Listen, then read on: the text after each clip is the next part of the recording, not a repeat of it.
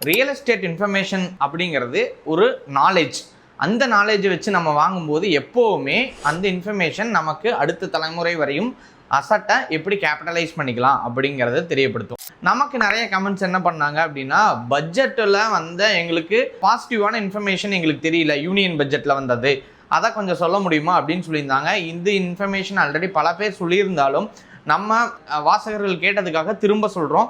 இந்த வீடியோவை நோட் பண்ணிக்கோங்க. நீங்கள் ஃபஸ்ட் டைம் பையராக இருந்தால் என்ன, இல்லை கேபிட்டல் கெயின் யூஸராக இருந்தால் எப்படி உங்களோட கேபிட்டல் கெயின் இன்க்ரீஸ் பண்ணிக்க முடியும், அது போக நீங்கள் ஒரு இடம் வாங்குறீங்க அப்படின்னா எங்கே இடம் வாங்கலாம், அதை நாங்கள் இந்த பட்ஜெட்டில் இருந்து நமக்கு கிடைக்கிற ஸ்கீம் வாயிலாக நான் இந்த வீடியோவில் சொல்ல போகிறேன். இந்த வீடியோவை சப்ஸ்கிரைப் பண்ணிக்கோங்க. வாங்க இந்த வீடியோவில் சொல்கிறேன்.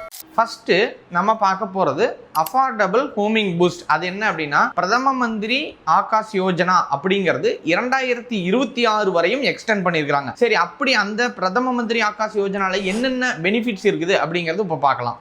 அதில் ஃபஸ்ட் டைம் பையராக இருந்தால் 2.67 லட்சம் பிரதம மந்திரி ஸ்கீம்லேருந்து நமக்கு வந்து பெனிஃபிட்டாக சப்சிடரியாக கிடைக்குது அப்படிங்கிற விஷயம் நம்ம எத்தனை பேர்த்துக்கு தெரியும் தெரியல. நிறைய பேர் சொல்லியிருந்தாங்க. இருந்தாலும் ஃபஸ்ட் டைம் பையர் கண்டிப்பாக இந்த விஷயத்தை தெரிஞ்சு வச்சுக்கணும். ஸோ 2.67 லட்சம் சப்சிடரியாக நமக்கு கிடைக்கிது. சரி, இதுக்காக சென்ட்ரல் கவர்மெண்ட் என்ன பண்ணியிருக்கிறாங்க அப்படின்னா 85,000 கோடி வந்து அலோகேட் பண்ணியிருக்கிறாங்க அப்படிங்கிறது. அதனால நீங்கள் கண்டிப்பாக பேங்க்குக்கு போகும்போது இந்த ஸ்கீம் இருக்குது, இந்த ஸ்கீமுக்குள்ளே நான் வரேனா அப்படிங்கிறத நீங்கள் லோன் வாங்கும்போது செக் பண்ணி வாங்குங்க, அது நல்லது.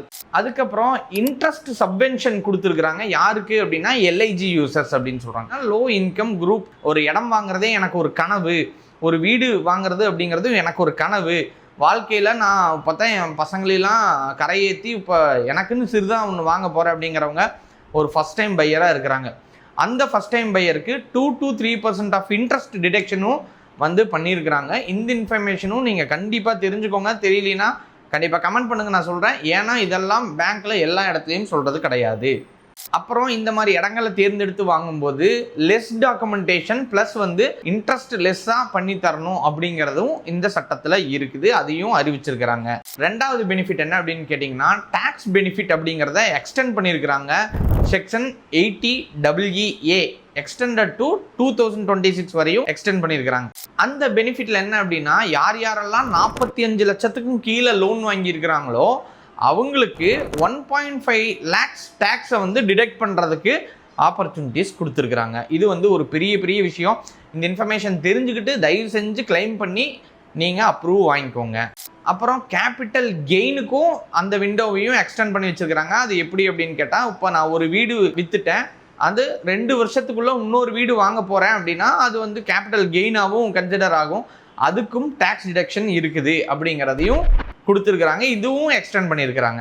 அதுக்கப்புறம் பட்ஜெட்டில் என்ன பண்ணியிருக்கிறாங்க அப்படின்னா, இன்ஃப்ராஸ்ட்ரக்சர்ஸ் க்ரோத்துக்காக நிறைய விஷயங்கள் பட்ஜெட்டில் வந்து டெடிகேட் பண்ணியிருக்கிறாங்க. லேண்ட் வேல்யூ இன்க்ரீஸ் ஆகணுங்கிறதுக்காக குறிப்பாக சொல்லணும் அப்படின்னா ஒரு 11 லட்சம் கோடி வந்து இன்ஃப்ராஸ்ட்ரக்சரை பில்ட் பண்ணணும் இந்தியா ஃபுல்லாக அப்படிங்கிறதுக்காக அலோகேட் பண்ணியிருக்காங்க. ஸோ அது எந்தெந்த இடங்கள் அப்படின்னு தேர்ந்தெடுத்து அதுக்கு பக்கத்தில் இருக்கிற லேண்ட் வாங்கணும் அப்படின்னா நமக்கு ரொம்ப பெனிஃபிட் தான். அது எந்தெந்த மாதிரி இடங்கள் அப்படிங்கிறதையும் நான் இப்போ சொல்கிறேன். குறிப்பாக எங்கே அதிகமான இன்வெஸ்ட்மெண்ட் இருக்குது அப்படின்னா எல்லா சிட்டிஸ்லேயும் மெட்ரோ ரயில் எக்ஸ்டென்ஷனுக்கு அதிகமான ப்ரியாரிட்டி கொடுத்துருக்காங்க. நீங்கள் ஒரு இடம் வாங்கணும் அப்படின்னா மெட்ரோ ரயில் எங்கெங்கே வருது அப்படின்னு அதை பார்த்துட்டு வாங்கினீங்க அப்படின்னா மிகப்பெரிய லேண்ட் வேல்யூ ரைஸ் ஆகிறதுக்கு வாய்ப்பு இருக்குது. உதாரணம் சொல்லணும் அப்படின்னா மாதவரம் எல்லாத்துக்கும் தெரிஞ்ச ஏரியா. ஸோ ரொம்ப அவுட்டர், ரொம்ப இடம் வேல்யூ கம்மியாக தான் இருந்துச்சு. குறிப்பாக இந்த மெட்ரோ சிட்டி வருது, அங்கே மாதாவரத்தோட எண்ட் ஆகுதுன்னு தோணுனதுக்கப்புறம் திடீர்னு இந்த தாப்பில் ஸ்கொயர் ஃபீட் 8,000, 9,000, 10,000 போயிடுச்சு. அதுக்கு முன்னாடி 3,000, 4,000 இந்த ஸ்கொயர் ஃபீட். ஸோ அப்போ லேண்ட் வேல்யூ திடீர்னு இருந்திருந்தாப்புல 100% ரைஸ் ஆகிருந்தது அப்படிங்கிறது லேண்ட் ஓனர்ஸ்க்கு ஹாப்பியஸ்டான நியூஸு. இந்த மாதிரி நீங்கள் புதுசாக லேண்ட் வாங்கணும் அப்படின்னா கண்டிப்பாக எந்தெந்த இடத்துல அது இன்க்ரீஸ் ஆகிருக்குதுன்னு செக் பண்ணி வாங்கினா நல்லது. அது மட்டும் இல்லை, ஏர்போர்ட்டாக இருக்கட்டும், அதுக்கப்புறம் இண்டஸ்ட்ரியல் பார்க்ஸாக இருக்கட்டும், இந்த மாதிரி இதுக்காகவும் ஃபண்டை அலோகேட் பண்ணியிருக்கிறாங்க. அதனால் எங்கே வருது அதெல்லாம் அப்படிங்கிறத நீங்கள் கவர்மெண்ட் சைட்ஸில் கண்டிப்பாக செக் பண்ணி பார்க்கணும். அப்படி செக் பண்ணி பார்த்தீங்க அப்படின்னா கட்டாயம் வந்து சிட்டிஸு உங்களுக்கு இடம் இது எல்லாமே தெரியும். அந்த மேப்பை வச்சுக்கிட்டு நீங்கள் அதுக்கு பக்கத்தில் இடம் ப்ரிஃபரபிளி செக் பண்ணீங்க அப்படின்னா உங்களுக்கு வேல்யூ ஃபார் மணி இன்வெஸ்ட்மெண்ட்டாக இருக்கும். சரி, சென்னைக்கு அப்பாற்பட்டு எந்தெந்த சிட்டிலாம் வேல்யூ ஃபார் மணி இன்க்ரீஸ் ஆகும் அப்படின்னா, ஸோ இப்போ வந்து ஸ்மார்ட் சிட்டி திட்டத்தை கிக் ஸ்டார்ட் பண்ணியிருக்கிறாங்க. அதாவது 2வது வெர்ஷன் அப்படின்னு சொல்லியிருக்காங்க. அது தமிழ்நாட்டில் எந்தெந்த இடம் அப்படின்னு பார்த்தீங்க அப்படின்னா கோயம்புத்தூர், மதுரை அண்ட் தென் திருச்சி, இந்த ஏரியாஸ் எல்லாம் இப்போ பெருசாக டெவலப் ஆக போகுது. இன்க்ளூடிங் சேலமும் பெருசாக டெவலப் ஆக போகுது. இந்த ஏரியாக்களுக்கு நீங்கள் இருக்கிறவங்க இடம் அதிகமாக வாங்குறது நல்லது. அது கண்டிப்பாக வேல்யூ ஃபார் க்ரோத்தாக இருக்கும் உங்களுக்கு அப்படிங்கிறதையும் நம்ம இந்த இடத்துல ரெஜிஸ்டர் பண்ணுறோம்.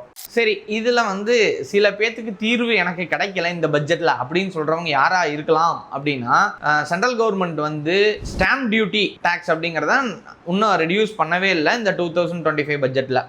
அதுக்கப்புறம் ஃப்ளாட் பையர்ஸாக இருந்தால் அப்படின்னா அவங்களுக்கும் ஆப்பர்ச்சுனிட்டிஸ் பெருசாக கிவ் அப் பண்ணல.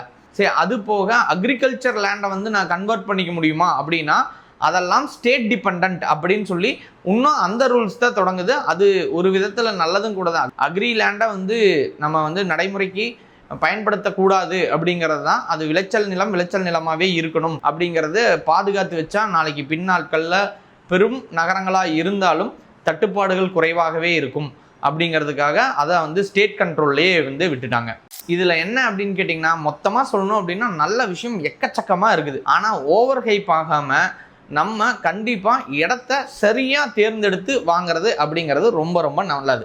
ஃபைனலாக கன்க்ளூஷன் என்ன அப்படின்னா, நீங்கள் ஒரு நியூ இன்வெஸ்டராக இருந்தால் you go for PMYK linked properties எது அப்படின்னு தெரிஞ்சு வாங்குங்க, ரொம்ப ரொம்ப நல்லது. நீங்கள் ஒரு எக்ஸிஸ்டிங் ஓனராக இருக்கிறீங்க அப்படின்னா கேபிட்டல் கெயின் எக்ஸம்ஷன் எது அப்படின்னு அதை யூஸ் பண்ணி வாங்குங்க, ரொம்ப நல்லது. நீங்கள் இல்லை நான் இடம்லாம் வாங்கல, கன்ஸ்ட்ரக்ஷன்லாம் பண்ணல, வெறும் பிளாட்ஸ் வாங்கிக்கிறேன் அப்படிங்கிறவங்களாம் இருந்தால் நீங்கள் கண்டிப்பாக மெட்ரோ ப்ளஸ் இன்ஃப்ரா மேப் எங்கெங்கெல்லாம் ரைஸ் ஆக போகுது அப்படிங்கிறத கட்டாயம் செக் பண்ணி வாங்குங்க, நல்லது. இதுதான் இந்த யூனியன் பட்ஜெட்டில் ரிலீஸ் ஆன நல்ல விஷயங்கள் நிறைய இருக்குது. அதனால் எப்போவுமே வாங்கும்போது ஒரு ரியல் எஸ்டேட் ஓனர் சொல்கிறாரு இல்லை ஏஜென்ட் சொல்கிறாங்க அப்படிங்கிறதுக்கெல்லாம் வாங்காமல் இது பக்கத்தில் என்ன ஸ்கீம் இருக்குது, இதை நம்ம அவைல் பண்ணிக்க முடியுமா அப்படின்னு பார்க்கறது வாங்கிறது இது அப்படிங்கிறது நம்மளோட தனிநபர் கடமை மட்டும்தான். நம்ம நிறைய பேர் வாங்கினதுக்கப்புறம் இந்த ஏஜென்ட் தப்பாக வித்துட்டாரு, இந்த ஓனர் தப்பாக வித்துட்டாரு, இல்லை கவர்மெண்ட் ஸ்கீம்ஸ் எங்களுக்கு வரல அப்படின்னு சொல்கிறது நியாயமற்றது. நியாயமான முறையில் வாங்கணும் அப்படின்னா நம்ம இன்ஃபர்மேஷனை தெரிஞ்சுக்கிட்டு வாங்கணும் அப்படிங்கிறது தான். ஸோ இந்த லேண்ட் டீல்ஸ் சேனலில் நாங்கள் அறிவை நிறைய கொட்டி தந்துக்கிட்டு இருக்கிறோம். அதுதான் நாங்கள் அடிக்கடி சொல்கிற விஷயம். நம்ம ஒரு இடமோ பொருளோ வாங்கணும் அப்படின்னா காசு மட்டும் போதாது, கண்டிப்பாக அதற்கேற்ற அறிவும் தேவை அப்படிங்கிறது தான். இந்த லேண்ட் டீல்ஸ் சேனலை ஃபாலோ பண்ணுங்கள், பிடிச்சிருந்தா சப்ஸ்கிரைப் பண்ணுங்கள். வேறு ஏதாவது இன்ஃபர்மேஷன் வேணும்னா கமெண்ட் பண்ணுங்கள், நான் கண்டிப்பாக அடுத்த வீடியோவில் சொல்கிறேன்.